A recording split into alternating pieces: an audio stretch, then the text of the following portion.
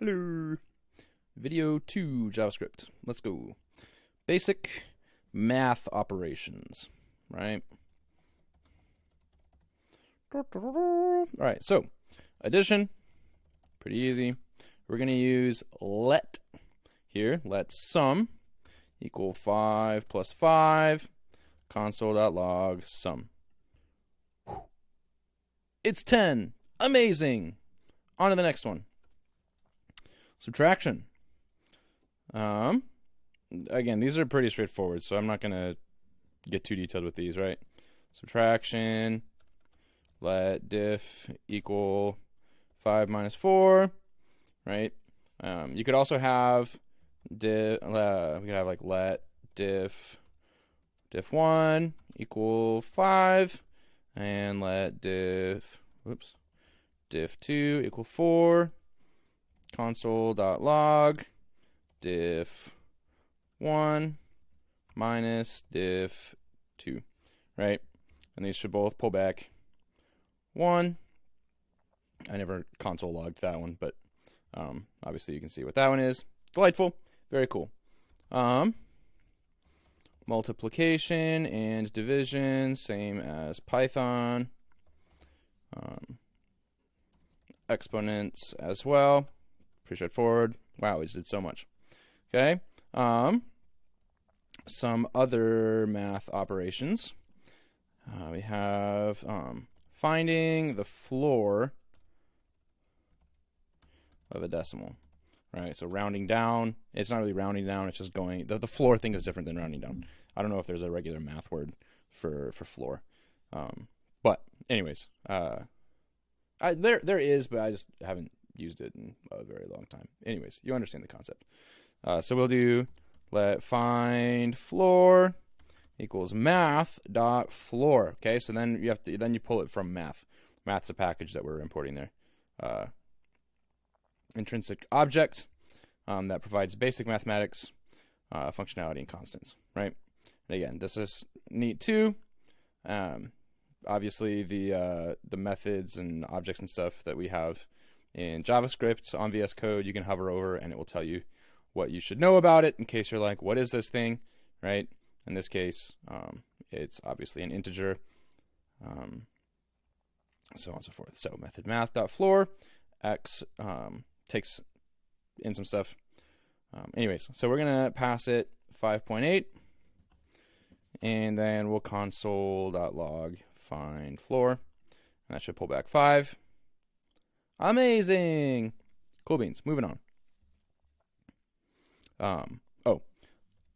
Alternatively, math dot ceil and brings back the ceiling, okay, which would bring back 6 in this case.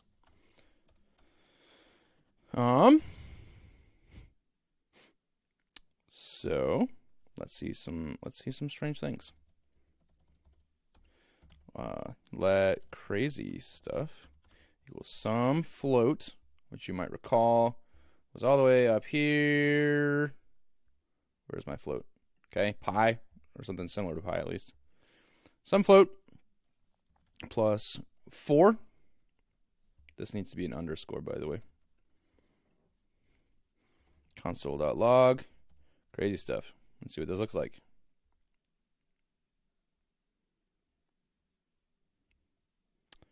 Wow, why did that happen? All it did was add a 4.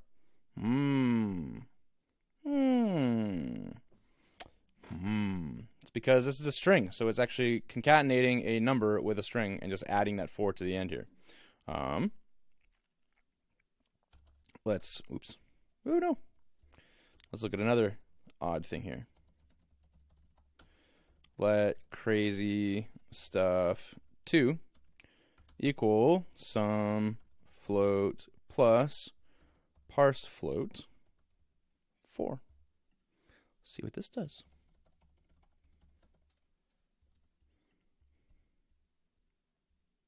Whoa! Now it actually added that value, right? So you can see that JavaScript handles things a little bit differently, and this is part of the whole keeping data types consistent. If you want a little bit more information on parse float, it converts a string to a floating point number. Obviously, you can always Google more parts of that. Redeclaration of variables. We've already hinted at this. Redeclaration of variables. Var red ranger equals JSON. And then we can write over it var red ranger equals Tommy. Right? And if I were to console.log red ranger, we'd end up with Tommy there. Hey, Tommy. Pretty neat. Using the let keyword for the same. Okay, let NBA goat equal Michael Jordan. Console.log NBA goat. Okay, that'll obviously just spit out Michael Jordan. Then we can write NBA goat equals Kobe. And console.log NBA goat. And we'll have Michael Jordan, and it will change it to Kobe.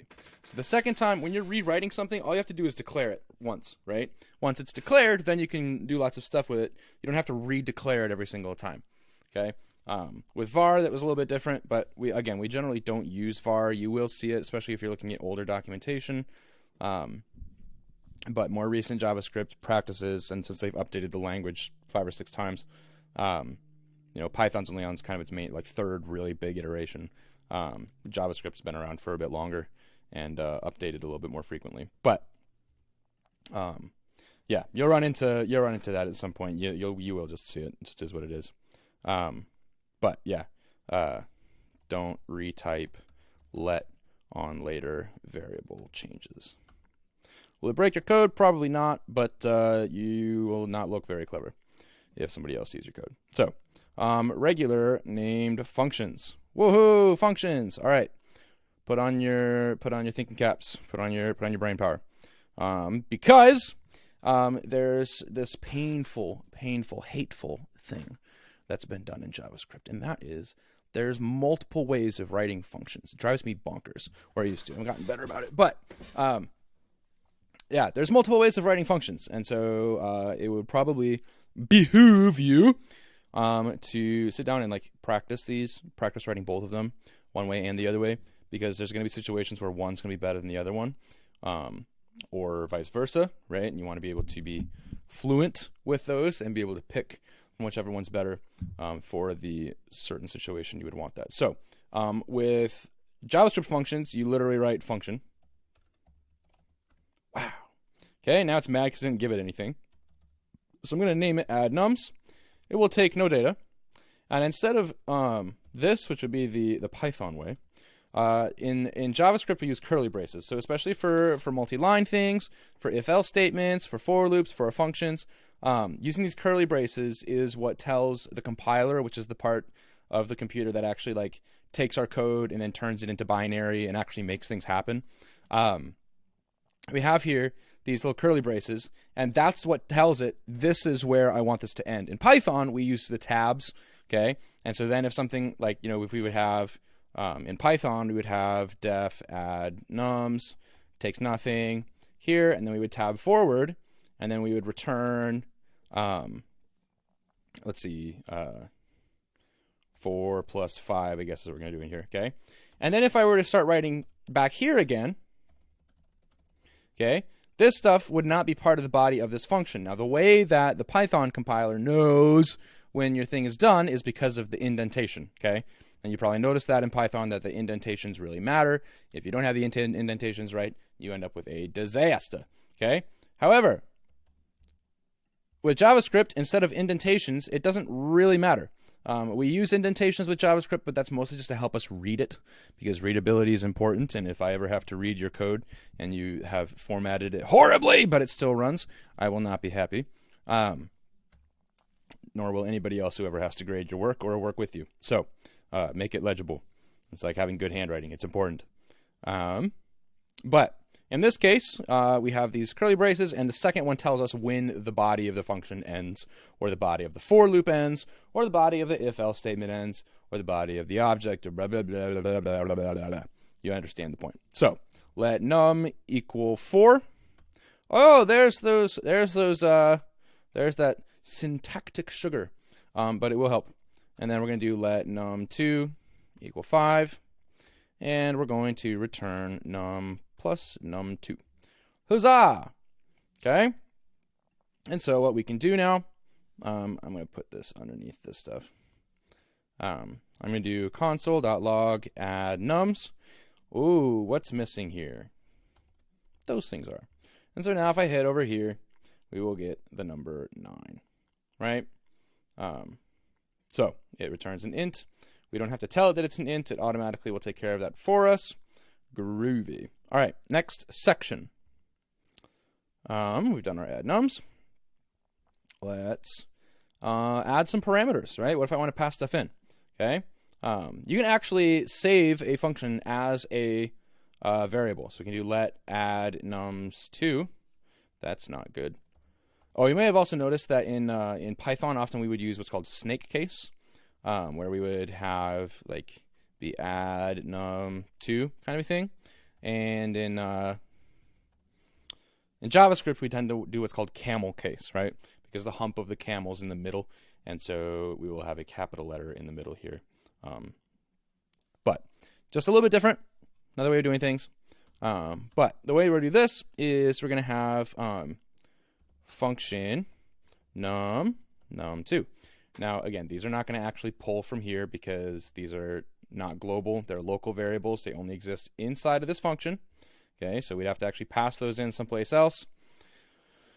But the function is called add num2, right? And so when we call this, you'll see how we write it similarly to this one, but the way that we set the body of this up is different. Again, being familiar with these will take you a long ways for the next 2 modules of this course, right? For the JavaScript and for the React module.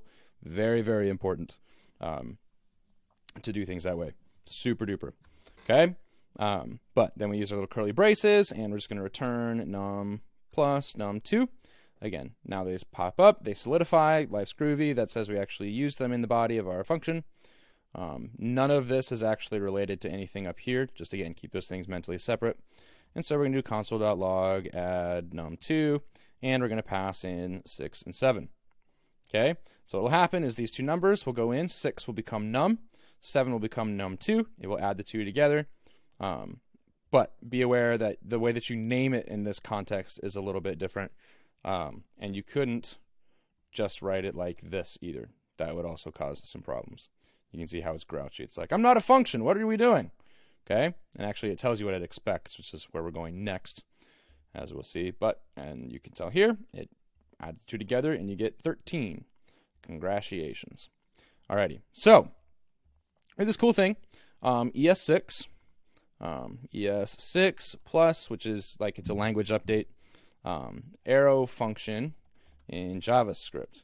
And it's one of the most obvious ways that the newer JavaScript is different than older ways, because you can write things using what's called an arrow function, right? So our first example shows how to use a single parameter in an arrow function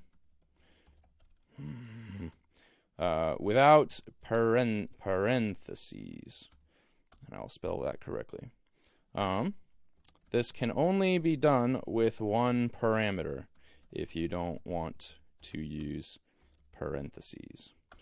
Okay, so let cubed equals num. Whoa, what happened? What? No way! Everybody goes wild, right? So what happened here, this is actually your passed in variable, right? So now if I were to console.log cubed and 4, right? 4 becomes num, right? And you don't need parentheses, you don't need anything. This is probably it's like the shorthand version of writing a function. This is very common, but if you're seeing these little arrows here, right? It's going to say, here's the name of my function, here's the data I'm passing in, and here's the stuff I want to do, right? Again, this will be very common. It's easy to get, with JavaScript, it's easy to get the parts of our functions kind of mixed up in our brains. But again, I would practice writing the same functions out, right? Like take like 5 or 6 functions tonight. Take an hour to do this, okay? 5 or 6 functions, right? You can go back to your Python like week 1 homework, really simple functions, okay? And write them in each one of these 3 ways just to get used to how you're passing the data from place to place. I'm not going to make you do that, but if you want to be good with this, it really, really helps if when you see something you go, this is a function and this is where the parts are going, right? Because Python, there's really only one way that we do this. With JavaScript, there's 3, and it can get very sloppy very quickly. So again, I highly recommend you work hard at getting familiar with this. As you can see, here we've got 64. So that obviously worked. I wasn't lying to you, in case you were concerned. Well, okay, Brandon, what if I want to do it with parentheses? Okay, you're just going to do the exact same thing. I'm just going to copy paste it. Boop, boop, boop.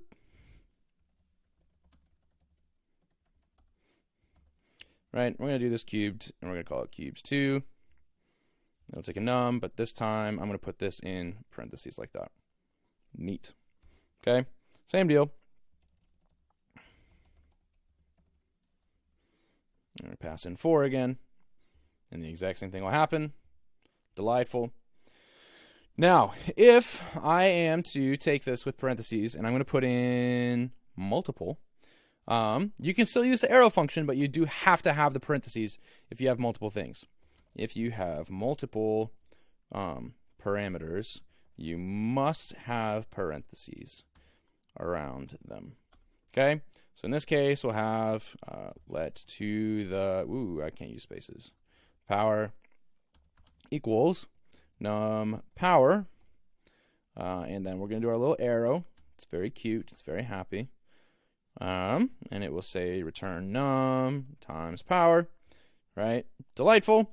That's all good. And now we can do console.log to the power, and we're going to take, let's see what, 4 and 3. So we're going to cube the number 4. And that will also be 64. So 3 ways of doing the exact same thing. Again, in some context, it will be much easier to write things this way, especially if you don't have anything. By the way, if you wanted to just not pass any data in, right, you could have let some func equals this, and this is also something you'll run into quite a bit, right, and it just returns 5, because who cares. Okay, you're not passing anything in there, and so we should see 5 right there. That's all that is. But you will see that fairly frequently where you're just declaring a function that doesn't take any information, and we end up with nothing passed in. That's how you would do that. You can't. This would cause problems, right? This would also cause problems. So there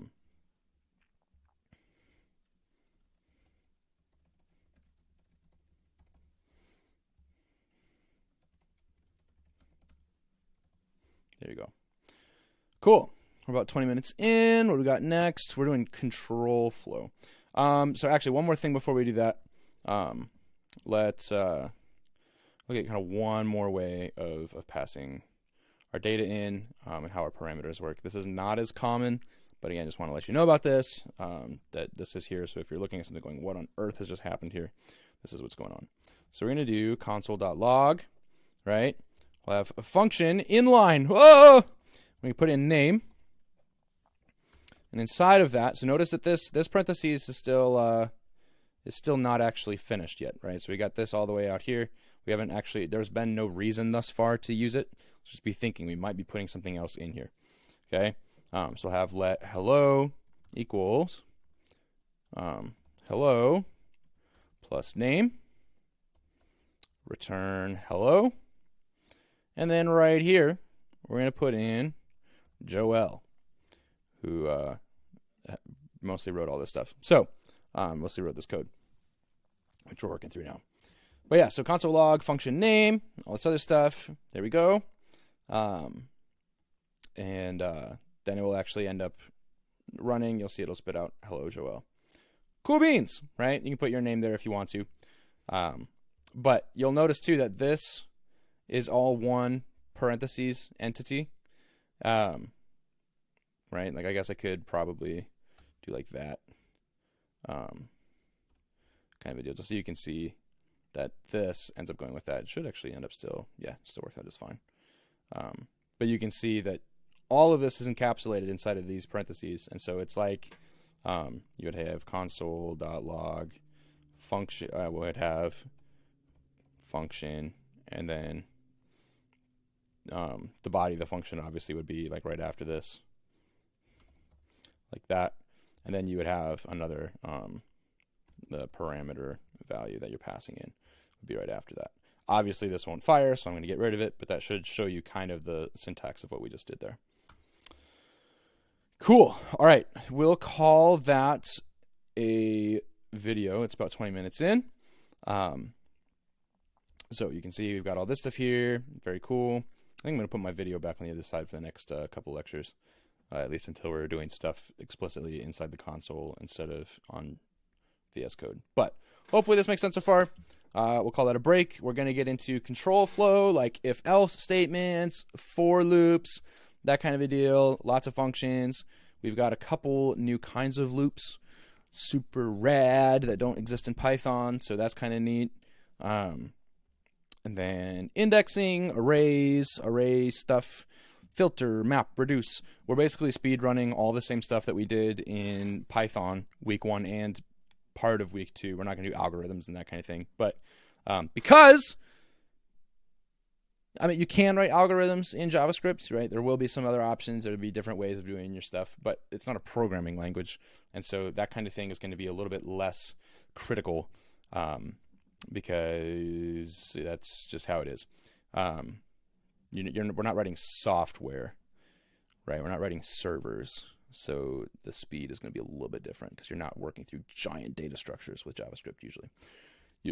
Anyways, yeah, and then we'll do our filter and reduce, that stuff, and we'll call it a day. So see you in the next video for more JavaScript Funland. Woo woo! See you then.